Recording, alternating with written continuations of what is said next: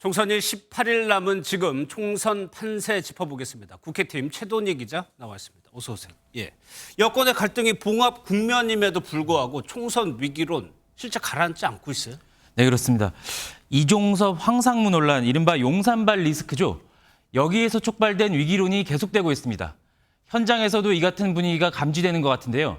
국민의힘 서울권 선거운동을 책임지고 있는 김성태 공동선대위원장은 수도권 유권자 마음이 호의적이지 않고 냉랭한 분위기라며 강한 우려를 표했고, 서울 지역 한 후보는 이른바 범야권의 200석 예측이 실제 현상인 것 같다고도 말했습니다. 예, 그러면 여론조사 한번 보죠. 수치로도 확인이 됩니까?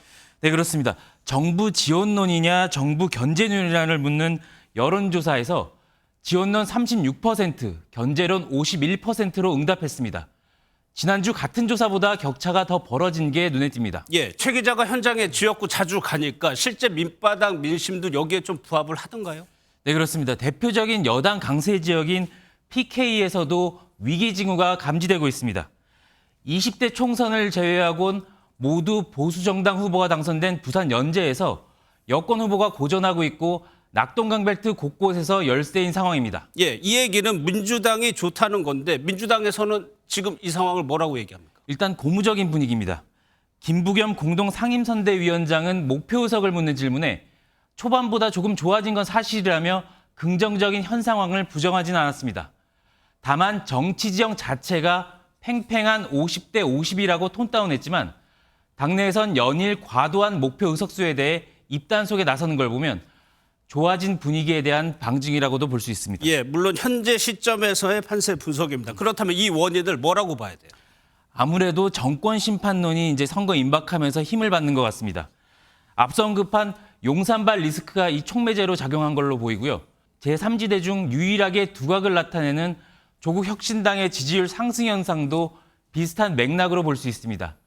정권 심판에 그치지 않고 반윤 정서를 전면에 내세운 전략이 선명성 경쟁에서 우위를 점한 겁니다. 그렇다면 이제 선거가 3주도 채 남지 않았습니다. 이 추세가 이어질까요? 어떻습니까? 아직 그렇게 보기엔 이른 것 같습니다. 이번 총선은 유난히 예측이 어려운 것 같은데요. 이슈가 쏟아질 때마다 판세가 출렁거렸고요.